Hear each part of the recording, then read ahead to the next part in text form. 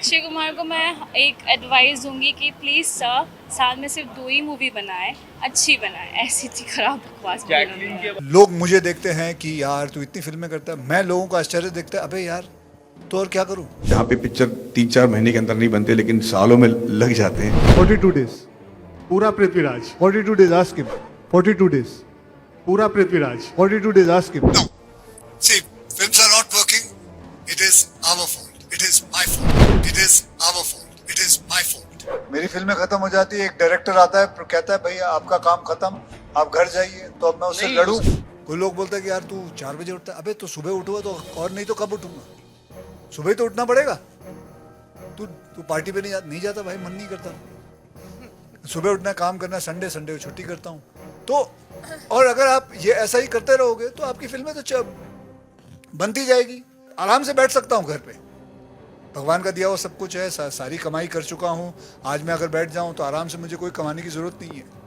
लेकिन यार उनका क्या, जो बाकी लोग बैठे हुए हैं, जो काम करना चाहते हैं, तो आदमी को काम तो करना चाहिए। 6 पैक 8 पैक तो हो जाते हैं यार, लेकिन आम आदमी आजकल 6-8 पैक लेके घूम रहा है। अगर आप डांस शो देखोगे तो आप देखोगे कि बच्चे जो डांस कर रहे हैं वो इतने कमाल के कर रहे हैं कि हम लोगों को डर लगता है कि हम अपने आप को स्टार्स कैसे बनाए थिएटर पे। तो उनसे आगे बढ़कर अपने आप को एस्पिरेशनल रखने के लिए स्क्रीन पे हमको बहुत टाइम लगता है। स्क्रिप्ट ढूंढ के किरदार में घुसकर उस किरदार को एस्पिरेशनल बनाना बहुत डिफिकल्ट हो जाता है।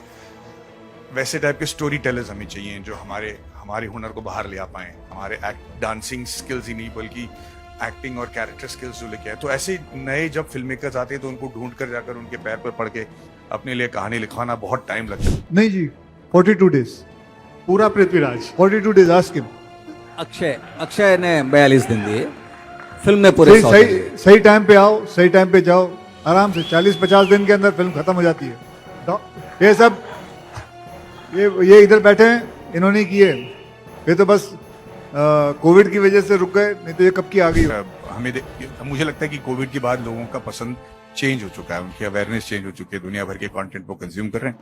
तो उनके लायक जब भी आप कंटेंट करोगे हम जीत जाएंगे। जितने भी फिल्म्स अभी आ रहे हैं मुझे लगता है कि इनको थोड़ा प्रोग्रेसिव होना पड़ेगा। ये है कि कोविड के बाद ना लोगों का सहन शक्ति कम हो गया है, पेशेंस कम हो गया है।